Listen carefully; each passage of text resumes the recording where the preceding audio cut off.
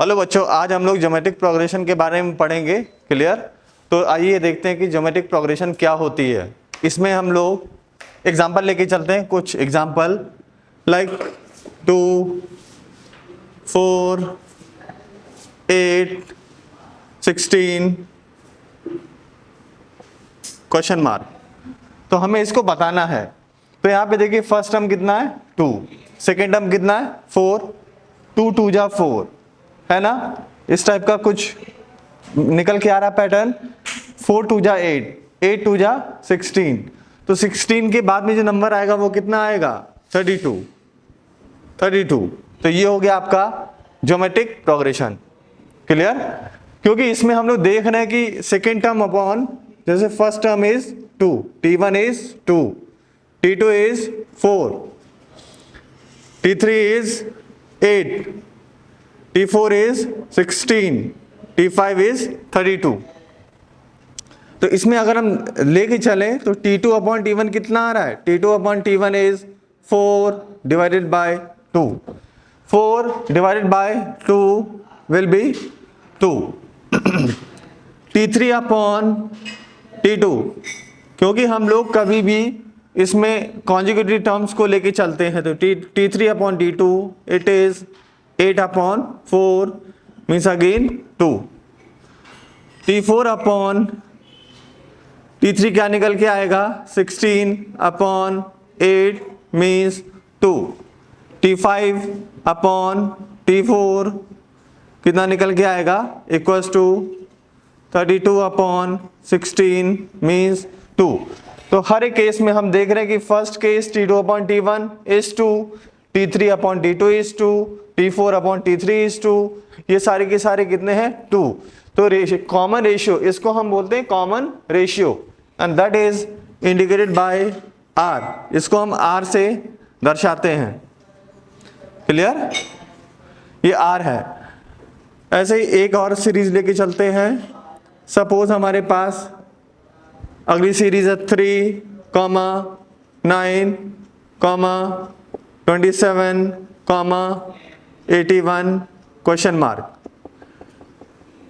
तो ये भी क्या है? अगर हम इसको देखें तो फर्स्ट टर्म इज 3, पहला टर्म कितना है 3 आ रहा है 3, सेकेंड टर्म कितना है 9, थर्ड टर्म कितना है 27, फोर्थ टर्म कितना है 81। हमें फिफ्थ टर्म की वैल्यू निकाल के बतानी है कितनी होगी। तो इसमें रेशियो कितना है? रेशियो अगर आप देखें तो 9 upon 3 means t2 by t1 is 9 upon 3, 9 upon 3 means 3, t3 upon t2 is 27 upon 9 means 3, t4 upon t3 is 81 upon 27 means 3। Next, इसको अगर हम t5 लिखें, suppose we write it to be t5, तो t5 upon 81 is equals to 3। तो t5 कितना निकल के आएगा 3 इंटू 81 मीन्स 243। t5 कितना निकलेगा 243, 243। Clear? I think this is clear. Now, तो हमें इससे मालूम पड़ गया इस सीरीज का, इस प्रोग्रेशन का कॉमन रेशियो कितना है? कॉमन रेशियो होगा 3। तो R इज 3। क्लियर? तो इस तरीके से अगर हम चलेंगे तो अब जीपी को हम लोग जनरलाइज करते हैं। तो let the first term be a. अगर हम इसमें फर्स्ट टर्म को a माने और कॉमन रेशियो को r मान के चलें, क्लियर? तो first term, let first term of GP is a and common ratio is R। तो इसमें सीक्वेंस क्या आएगी? Geometric series will come out to be like a comma ar square, ar cube like this. अब हमें इसमें nth term find करना है. General term means nth term कैसे निकलेगा, कितना होगा, ये सब वैल्यू. तो हमेशा याद रखिए फर्स्ट टर्म a से डिनोट करते हैं और कॉमन रेशियो को r से डिनोट करते हैं, और हर आगे आने वाला टर्म क्या होगा, पीछे आने वाले टर्म का r से मल्टीप्लिकेशन करने पे आगे वाला टर्म निकल के आएगा. तो जनरल टर्म कैसे निकलेगा, t1 को हम लोग a लिख सकते हैं a raise to the power r a into r raise to the power 1 minus 1. t2 हम कैसे लिख सकते हैं, t2 is a into r raise power 2 minus 1. Clear. t3 कैसे लिख सकते हैं, a into r raise to the power 3 minus 1. t4 कैसे आएगा, a into r raise to the power 4 minus 1. तो इस तरीके से जब आप चलेंगे तो हमें t5 कितना निकल के आएगा, t5 निकल के आएगा a into r raise to the power 5 minus 1 means a into r raise to the power 4. tn कितना आएगा, tn आएगा a r raise to the power n minus 1. इसको आप डब्बे में बंद कर दीजिए और स्टार लगा लीजिए क्योंकि ये इंपॉर्टेंट फॉर्मूला है. तो nth term of a geometric progression कितना निकल के आएगा, a into r raise to the power n minus 1. जहाँ पे n क्या है, नंबर ऑफ टर्म्स है. क्लियर. a क्या है, a है आपका फर्स्ट टर्म, r है आपका कॉमन रेशियो. क्लियर. n क्या है, नंबर ऑफ टर्म्स. तो a into r raise to the power n minus 1. Suppose randomly हमें कोई एक टर्म फाइंड आउट करना है, वो टर्म है आपका t10. तो t10 क्या आएगा, a into r raise to the power 10 minus 1 means a into r raise to the power 9. ये आपका आ गया 10th टर्म. क्लियर. तो इस तरीके से सीरीज आगे बढ़ेगी. तो अब तक हम लोग ज्योमेट्रिक प्रोग्रेशन का क्या है, ज्योमेट्रिक सीरीज का हम लोग बेसिक पढ़ चुके हैं, जिसमें general term means nth term के बारे में निकालना हम लोग सीख गए हैं. This is called general term. तो इसका जनरल टर्म क्या आ गया, tn equals to a into r raise to the power n minus 1. Star लगा दीजिए जिससे कि ये याद रहे. Clear. Now take some example. एक एग्जांपल लेके चलते हैं. एग्जांपल है आपका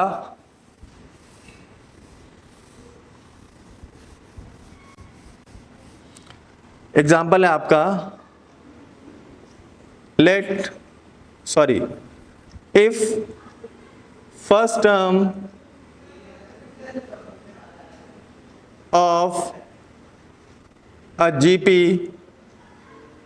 of a GP is 10 and common ratio is 2, then find its fifth term. हमें क्या दिया हुआ, फर्स्ट टर्म दिया हुआ. First term means first term t1 और that is also indicated by a, small a. इस फॉर्मूले में आप देखिए small a is first term. GP का फर्स्ट टर्म कितना है, small a that is 10 and common ratio किससे दिखाया जाता है, r से दिखाते हैं. कॉमन रेशियो को r से दिखाते हैं और r की पावर क्या होती है n-1. n क्या है, नंबर ऑफ टर्म. जिस टर्म को हमें फाइंड आउट करना है उस टर्म को हम बोलते हैं nth टर्म. क्लियर. तो अब इसका सॉल्यूशन क्या आएगा, सॉल्यूशन कैसे निकल के आएगा, a value of a is equals to 10 and common ratio r is equals to 2. हमें क्या निकालना है, t5 निकालना है. तो t5 equals to a r raise to the power 5 minus 1. a की वैल्यू रखी, r की वैल्यू रखी, तो आ जाएगा 2 की पावर 4, तो आ जाएगा 16, तो 10 इंटू 16 मीन्स 160। ये हो गया आपका फिफ्थ टर्म। तो T5 कितना निकल के आ रहा है? 160। क्या सबको समझ में आ रहा है? यस, आई थिंक ये क्लियर होगा, क्योंकि बहुत ही बेसिक सा क्वेश्चन है, ये बेसिक सा फॉर्मूला है ज्योमेट्रिक प्रोग्रेशन का, तो इसको हम लोग ऐसे करके चलेंगे। Clear? Now move to next.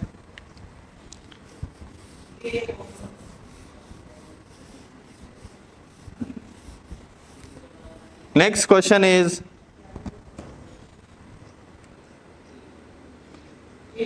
if fifth term of a GP is 160 and common ratio is 2, then find its first term. हमको किस ज्योमेट्रिक प्रोग्रेशन का फिफ्थ टर्म दिया हुआ है, वो कितना है? 160। क्लियर? कॉमन रेशियो दिया हुआ है, वो कितना है? 2। तो हमें क्या फाइंड आउट करना है? फर्स्ट टर्म को फाइंड आउट करना है। क्लियर? तो यहां पे T5 is equals to 160, common ratio R is equals to 2, then we have to find what? A को हमें फाइंड आउट करना है। तो इसी फॉर्मूले का इस्तेमाल करेंगे, क्योंकि हमें दो चीजें दे रखी हैं, एक दिया हुआ फिफ्थ टर्म और एक दिया हुआ R कॉमन रेशियो, तो हमें फर्स्ट टर्म की वैल्यू फाइंड आउट करनी है। तो T5 कितना आएगा? T5 is A R is to the power 5 -1। Clear? तो T5 कितना है? 160 इक्वल्स टू A की वैल्यू हमें नहीं पता है, R की वैल्यू कितनी रखेंगे? 2 की पावर 4। तो यहां से A कितना आ जाएगा? A इक्वल्स टू 160 अपॉन 16, तो कितना निकल के आएगा? A will be 10। A की वैल्यू निकल के कितनी आ रही है? 10। समझ में आ गया? ये इसके पहले वाले क्वेश्चन का जस्ट थोड़ा सा कुछ उल्टा पुल्टा कर दिया। फाइन। तो हमारे पास इसमें 3 अननोन होते हैं। आपको 10th क्लास में पहले से बताया गया है कि अगर 2 इक्वेशंस हो, 2 अननोन्स हो, तो आप कैसे सॉल्व करते हैं? साइमल्टेनियस इक्वेशंस सॉल्व को हम लोग इजीली सॉल्व करना जानते हो, बट उसमें क्या होता है? वो x और y में होती हैं। क्लियर? बट यहाँ पे a हो गया, r हो गया और n हो गया, तो बस पैरामीटर चेंज हो जाएगा, सिर्फ लेटर्स चेंज हो जाएंगे, बाकी कंसेप्ट आपका सेम का सेम रहेगा। Clear? Now come to sum of first n terms of geometric progression. Sum of first n terms of geometric progression. Clear? ये कैसे निकल के आएगा? हम लोग जानते हैं कि सम ऑफ n टर्म्स को हम लोग एसन से दिखाएंगे। पिछली वाली अरिथमेटिक प्रोग्रेशन में मैंने आपको बताया था कि कैसे कैसे क्या क्या प्रोसीड होता है, बट इसमें थोड़ा सा डिफरेंट होगा, क्योंकि इसमें नंबर ऑफ टर्म्स और जो रिलेशन होता है वो डिफरेंट होता है। कॉमन रेशियो आता है, वहाँ पे क्या आता है? कॉमन डिफरेंस आता है, बस इतना सा अंतर है। तो एसन इक्वल्स टू कितना है? a plus AR plus AR square up to last term is AR raised to the power n-1, because हम लोगों को n टर्म्स ही लेके चलना है, n टर्म्स लेके चलना है, तो हम लोग n टर्म्स की बात करेंगे। यहाँ पे इनफाइनाइट नहीं है। क्लियर? ये बात ध्यान में रखें, यहाँ पे n टर्म्स लिए गए हैं।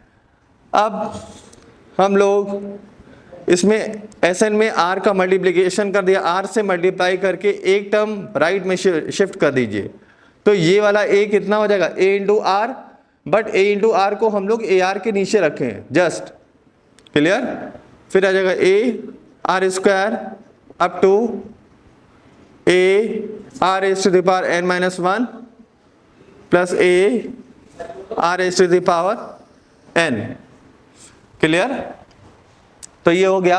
अब इसमें से इसको सब्ट्रैक्ट कर दीजिए, तो सब्ट्रैक्ट करने पे क्या आएगा, ये देखिए सब्ट्रैक्ट करेंगे तो बीच वाले टर्म्स कैंसिल होने शुरू हो जाएंगे। तो सेकेंड टर्म से लेके एन टर्म ऊपर का ये सारे के सारे कैंसिल हो जाएंगे, तो ये क्या देंगे, अल्टीमेटली हमें 0 देंगे, क्लियर। तो यहाँ पे s n times 1 minus r equals to a, ये भी एक माइनस साइन लगेगा, तो a minus a r raise to the power n। तो एस एन इक्वल्स टू कितना आ जाएगा, a times 1 minus r raise to the power n upon 1 minus r। इसको डब्बे में बंद कर दीजिए, ये भी इंपॉर्टेंट है, क्लियर। तो सम ऑफ n टर्म्स, एक बार फिर से हम रिपीट कर देते हैं। फर्स्ट टर्म कितना होता है, फर्स्ट टर्म होता है a, clear. Second term a into r, कैसे मैंने बताया था आपको, a इंटू आर कैसे आएगा, a इंटू आर के पावर 2 माइनस 1, t2 है तो r raise to the power 2 minus 1। Third term कैसे आएगा, a into r raise to the power 3 minus 1, clear. N term कैसे आएगा, a into r raise to the power n minus 1, clear. तो इस तरीके से हमारा Sn निकल के क्या आया, a into 1 minus r raise to the power n upon 1 minus r. इसको हम लोग एक और तरीके से लिख सकते हैं, अगर हम इसका ऊपर और नीचे माइनस साइन को कॉमन लें तो आएगा a into r raise to the power n minus 1 upon r minus 1, इस तरीके से निकल के आएगा। तो ये हो गया हमारा sum of n terms, first n terms. हमेशा याद रखिए वहां पे इंडिकेट होना चाहिए कि फर्स्ट n टर्म्स है कि कौन से टर्म्स है, ऐसा ना हो कि कहीं वो आगे के टर्म्स के बारे में बात कर रहा हो। तो जो एग्जाम्पल्स होते हैं उसमें हमें अच्छे से देखना होता है, बड़ा माइन्यूटली हमें रीड करना होता है कि फर्स्ट n टर्म्स की बात कर रहा है या कुछ और बात कर रहा है, क्योंकि ये जो अच्छे क्वेश्चन, अच्छे लेवल के क्वेश्चन आते हैं उसमें ये चीज़ें ध्यान में रखनी पड़ती हैं, क्लियर, ओके। तो अब इस पे बेस्ड कुछ क्वेश्चन करते हैं। तो ये हो गया sum of first n terms, क्योंकि sum of first n terms है इसलिए हमने फर्स्ट n टर्म्स लिए, क्लियर। तो ये हो गया जीपी का सम का formula, sum of n terms. तो s n is a r raise to the power n minus 1 over r minus 1,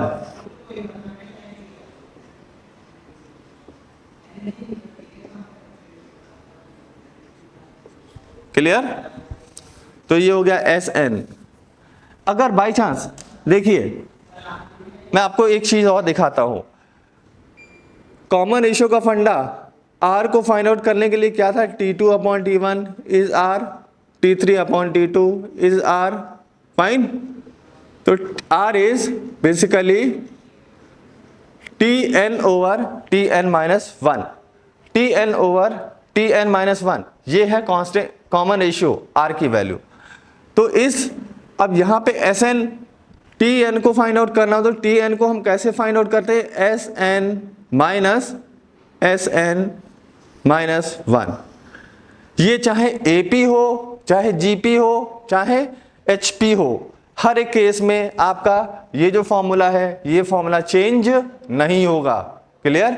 चाहे वो अरिथमेटिक प्रोग्रेशन हो, चाहे वो ज्योमेट्रिक प्रोग्रेशन हो, चाहे वो हार्मोनिक हो, चाहे वो अरिथमेटिको ज्योमेट्रिक प्रोग्रेशन हो, AGP हो, क्लियर, मिसलेनियस वाली।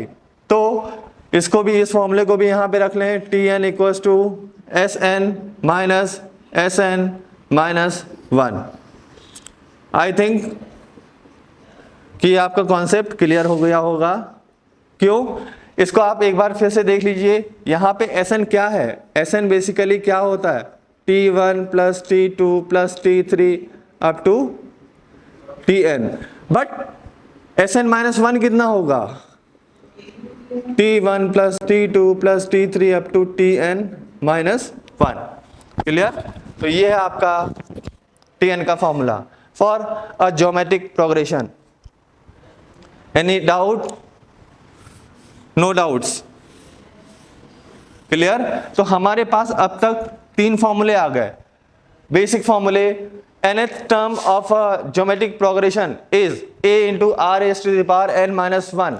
Sn, sum of first n terms of gp is a into r raised to the power n minus 1 upon r minus 1. Tn equals to Sn minus Sn minus 1. That is already given by this one. Concept is clear? Because इन दोनों को subtract करने में हमें क्या होगा, T1 से लेके Tn minus 1 तक सारे के सारे कैंसिल हो जाएंगे ना. क्लियर? बचेगा क्या हमारे पास? Tn बचेगा, और कुछ बचेगा नहीं, कोई दिक्कत नहीं. तो अब आगे बढ़े. यहां पे आता है एक concept, sum of infinite terms of a GP. कोई भी एक जीपी हमें दे रखी है, एस इन्फिनिटी इक्वल्स टू, और उस जीपी का फर्स्ट टर्म है ए, सेकेंड टर्म है ए आर, थर्ड टर्म है a r square up to a r s to the power n minus 1. This is going up to infinity. हमें इसका sum निकाला, sum of infinite series and that is GP. ये भी बहुत ही use होने वाला चीज है. तो इस कॉन्सेप्ट को बहुत मोस्टली एक क्वेश्चन ऐसा निकल के आता है जिसमें कि इस कॉन्सेप्ट का इस्तेमाल किया जाता है. मोस्टली क्वेश्चन में पूछा जाता है एग्जाम्स में. क्लियर? तो इसमें क्या है, s infinity equals to a plus a r square up to a r s to the power n minus 1 up to infinity. तो अगर इसमें हम लोग आर्क से मल्टीप्लाई कर दे, एस इन्फिनिटी को आर से मल्टीप्लाई कर दे और एक टर्म राइट में शिफ्ट कर दें, तो ए को आर से अगर मल्टीप्लाई करेंगे तो कितना आएगा, ए आर आएगा. ए आर को मल्टीप्लाई करेंगे आर से तो कितना आएगा, ए आर स्क्वायर आएगा,